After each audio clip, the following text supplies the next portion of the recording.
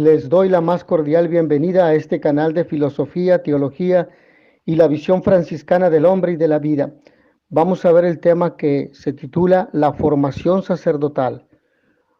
Una formación adecuada se requiere.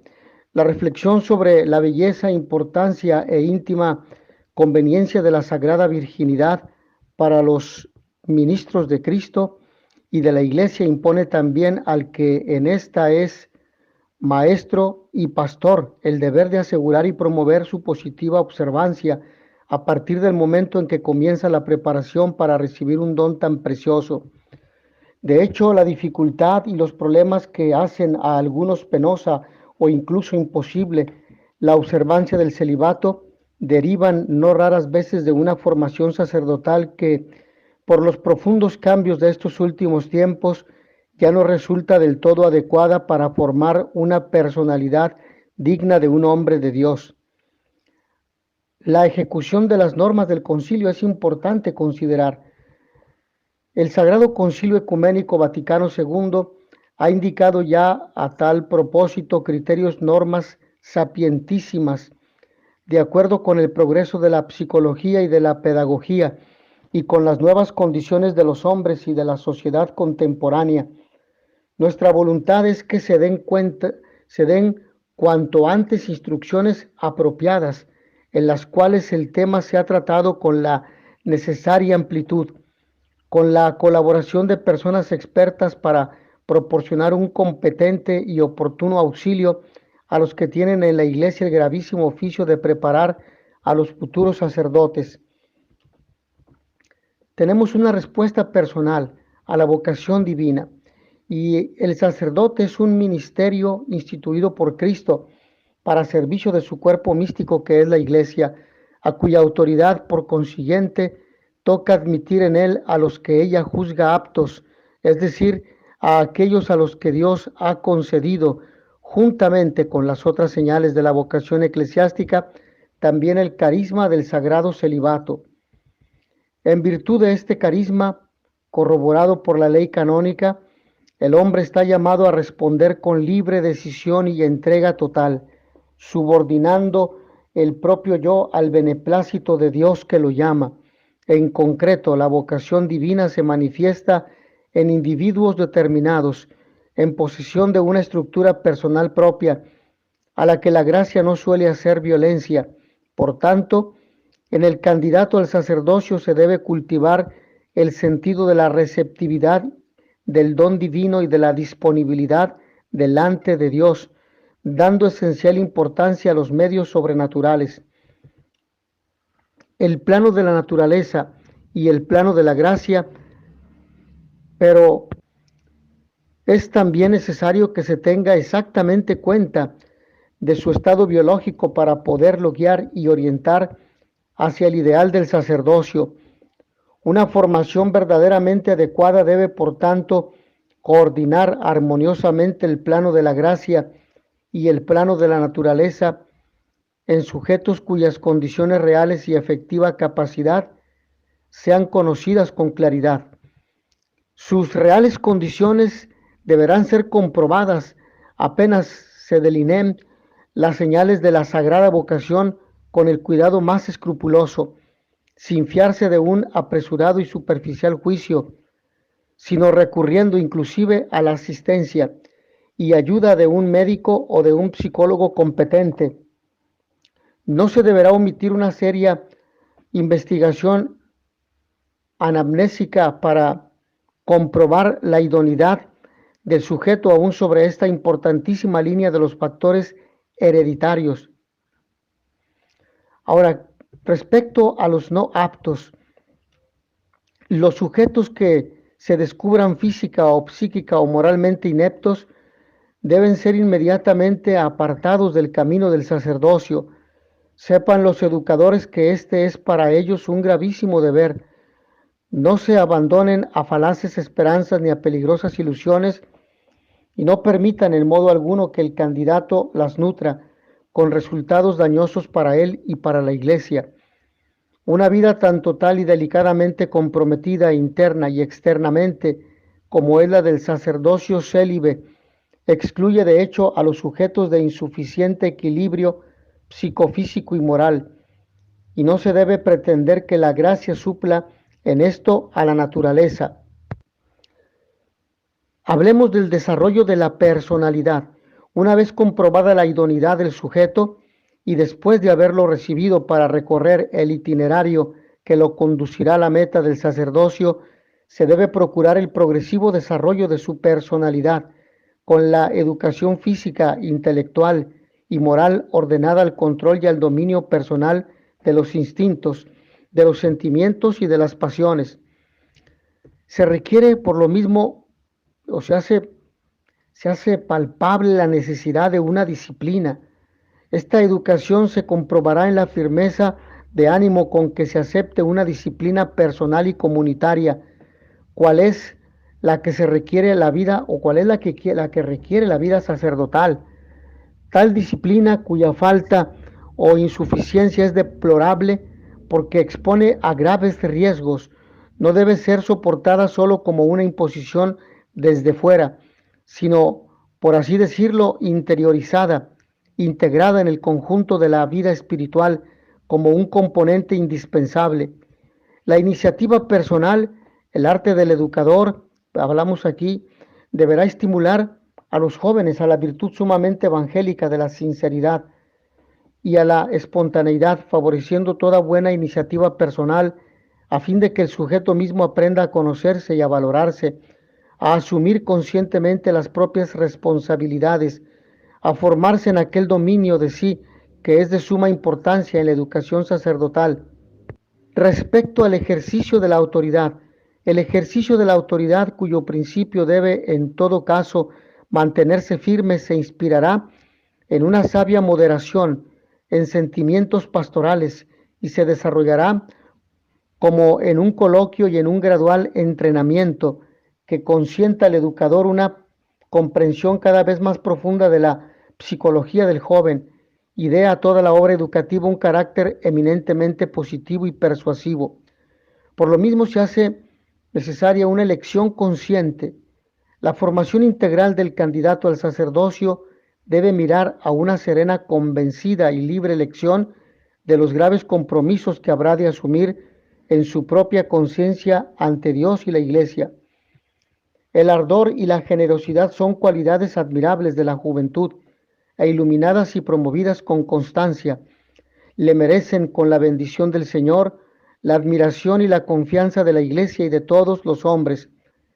A los jóvenes no se les ha de esconder ninguna de las verdades o de las verdaderas dificultades personales y sociales que tendrán que afrontar con su elección, a fin de que su entusiasmo no sea superficial y fatuo. Pero auna con las dificultades será justo poner de relieve con un no menor verdad y claridad lo sublime de la elección, la cual, si por una parte provoca en la persona humana un cierto vacío físico y psíquico, por otra aporta una plenitud interior capaz de sublimarla desde lo más hondo. Por eso se hace necesaria una ascesis para la maduración de la personalidad. Los jóvenes deberán convencerse que no pueden recorrer su difícil camino sin una ascesis particular, superior a la exigida a todos los otros fieles y propia de los aspirantes al sacerdocio, una ascesis severa que no sea sofocante, que consista en un meditado asiduo y un asiduo ejercicio de aquellas virtudes que hacen de un hombre un sacerdote, abnegación de sí mismo en el más alto grado, condición esencial para entregarse al seguimiento de Cristo, humildad y obediencia como expresión de verdad o de vida interior y de una verdad que existe en el interior de la persona y de ordenada libertad con responsabilidad, prudencia y justicia, fortaleza y templanza, virtudes sin las que no puede existir una vida religiosa verdadera y profunda. Asimismo, se requiere de un sentido de responsabilidad, de fidelidad y de lealtad en asumir los propios compromisos, armonía entre contemplación y acción, desprendimiento y espíritu de pobreza, que dan tono y rigor o vigor a la libertad evangélica. Castidad como perseverante conquista, armonizada con todas las otras virtudes naturales y sobrenaturales, contacto sereno y seguro con el mundo, a cuyo servicio el candidato se consagrará por Cristo y por su reino. De esta manera el aspirante al sacerdocio conseguirá, con el auxilio de la gracia divina, una personalidad equilibrada, fuerte y madura, síntesis de elementos naturales y adquiridos, armonía de todas sus facultades a la luz de la fe y de la íntima unión con Cristo, que lo ha escogido para sí, para el ministerio de la salvación del mundo. Periodos de experimentación que son importantes.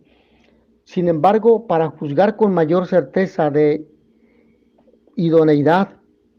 de un joven al sacerdocio y para tener sucesivas pruebas de que ha alcanzado su madurez humana y sobrenatural, teniendo presente que es más difícil comportarse bien en la cura de las almas a causa de los peligros externos, será oportuno que el compromiso del sagrado celibato se observe durante periodos determinados de experimento, antes de convertirse en estable y definitivo con el presbiterado. La elección del celibato como donación, esto es importante, ya que una vez obtenida la certeza moral de que la madurez del candidato ofrece suficientes garantías, estará en él en situación de poder asumir la grave y suave obligación de la castidad sacerdotal como donación total de sí al Señor y a su iglesia. De esta manera, la obligación del celibato que la iglesia vincula objetivamente a la sagrada ordenación la hace propia personalmente el mismo sujeto, bajo el influjo de la gracia divina y con plena conciencia y libertad, y como es obvio, no sin el consejo prudente y sabio de experimentados maestros del Espíritu, aplicados no ya a imponer, sino a hacer más consciente la grande y libre opción, y en aquel solemne momento que decidirá para siempre de toda su vida, el candidato sentirá no el peso de una imposición desde fuera, sino la íntima alegría de una elección hecha por amor de Cristo. Ahora hablemos un poco de la vida sacerdotal, una conquista incesante. El sacerdote no debe creer que la ordenación se lo haga todo fácil y que lo oponga definitivamente en un puerto seguro contra toda tentación o peligro. La castidad no se adquiere de una vez para siempre, sino que es el resultado de una laboriosa conquista y de una afirmación cotidiana. El mundo de nuestro tiempo da gran realce al valor positivo del amor en la relación entre los sexos, pero ha multiplicado también las dificultades y los riesgos en este tiempo. Es necesario, por tanto, que el sacerdote, para salvaguardar con todo cuidado el bien de su castidad y para afirmar el sublime significado de la misma, considere con lucidez y serenidad su condición de hombre expuesto al combate espiritual contra las seducciones de la carne en sí mismo y en el mundo, con el propósito incesantemente renovado de perfeccionar cada vez más y cada vez mejor su irrevocable oblación, que la compromete a una plena, leal y verdadera fidelidad. Ahora, tenemos medios sobrenaturales. Nueva fuerza y nuevo gozo aportará al sacerdote de Cristo el profundizar cada día en la meditación y en la oración los motivos de su donación y la convicción de haber escogido la mejor parte. Implorará con humildad y perseverancia la gracia de la fidelidad que nunca se niega a quien la pide con corazón sincero, recurriendo al mismo tiempo a los medios naturales y sobrenaturales de que dispone. No descuidará, sobre todo, aquellas normas ascéticas que garantiza la experiencia de la Iglesia, que en las circunstancias actuales no son menos necesarias que en otros tiempos. Por lo tanto, la oración, y de manera particular la oración por excelencia, que es la celebración eucarística, que tendrá que presidir diariamente para el perdón de los propios pecados y el perdón de los pecados de la comunidad que preside. Esto es importante, fundamental. El rezo con la liturgia de las horas, oficios de lectura, laudes,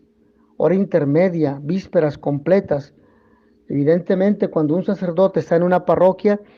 a veces se encuentra la dificultad de extender la oración a aquellos otros momentos litúrgicos, como la hora tercia o prima, la hora sexta, nona, que son las horas menores, el oficio de lectura laudes por la mañana, luego en la tarde las vísperas y para el descanso las completas, el rosario, el rezo del rosario. Estos aspectos ayudan al sacerdote porque son medios sobrenaturales que lo mantienen unidos a Cristo, que es el amor a quien se han consagrado. Esto es importante. De esta manera, las tentaciones serán fáciles, más fáciles de vencer. Ahora, se requiere, por lo tanto, de una intensa vida espiritual. Y aquí el sacerdote se debe aplicar, en primer lugar, a cultivar con todo el amor que la gracia le inspira su intimidad con Cristo, explorando su inagotable y santificador misterio. Adquiera un sentido, por lo tanto, cada vez más profundo del misterio de la Iglesia, fuera de la cual su estado de vida correría el riesgo de aparecerle sin consistencia e incongruente. La piedad sacerdotal, alimentada en la purísima fuente de la palabra de Dios y de la Santísima Eucaristía, vivida en el drama de la Sagrada Liturgia, animada de una tierna e iluminada devoción a la Virgen María,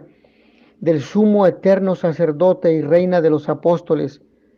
lo pondrá en contacto con las fuentes de una auténtica vida espiritual, única que da solidísimo fundamento a la observancia de la sagrada virginidad. El espíritu